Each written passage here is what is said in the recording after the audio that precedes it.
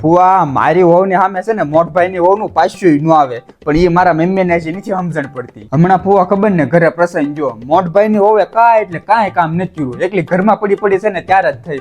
મારી વહુ છે ને કામ ઢહડી ટળી ગઈ. આ તો ફુવા કોઈને કહેવાય નહીં, પણ મારા ઘરે બધા કરે છે એવું. હમણાં મારી બાઈ બીમાર પડી ને ત્યાં ઘરે ભડના દીકરા એક કેમ ન કીધું કે હાલો તમને દવાખાને લઈ જાઓ. બચારી મારી વહુ આખો દિવસ ઘરમાં હુઈ રહી. હું સાંજે કામેથી આવ્યો ને પછી એને દવાખાને લઈ ગયો. બોલો આવા છે બધા ઘરના મારા. એક પછી એક કામ ચિંતા રાખે મારી મમ્મી મારી વહુ ને. મારી વહુ ને તો છે ને ઘડી કઈ નવરી ન બેહવા દે. બોલો ઈ તો ફુવા મારી વહુ છે ને મારા મમ્મી નું રાખે ને એટલે. બાકી જો મોટભાઈ ની વહુ ને મારી મમ્મી મોટભાઈ ની વહુ ને કાક કે ને એટલે તરત મોઢું તોડી નાખે, તરત મારી મમ્મી ને હામી થઈ જાય. તોય તે છે ને ફુવા મારી મમ્મી ને તો છે ને મોટભાઈ ની વહુ થારી લાગે, મારી વહુ તો કડવા ઝેર જેવી લાગે. હમણાં જ રક્ષાબંધન ગઈ તેથી મારી બધી બહેનો આવી છે તો બધું શેઠાણી ન હોય એમ એક પછી એક મણ્યું કામ સીધવા, જાણે મારી વહુ નોકરાણી ન હોય એમ. ફુવા આ બધું મેં જોયું ને એટલે મેં મારી વહુ ને તરત જ કીધું કે હાલ તાત્કાલિક ઠેલા પેક કરી તરત મારા હાહરિયા મીચકે આવ્યો. જયારે ગઢા ગઢપણમાં મારા મમ્મી ખાટલામાં પડશે ને ત્યારે મારી વહુ સિવાય એનો કોઈ ધડો નહીં કરે. આ શબ્દ યાદ રાખજો ફુવા મારા. આ તો ફુવા કોઈ ટકે નહીં મારા ઘરે. ઈ તો મારી વહુ હારી ને તે ટકી ગઈ,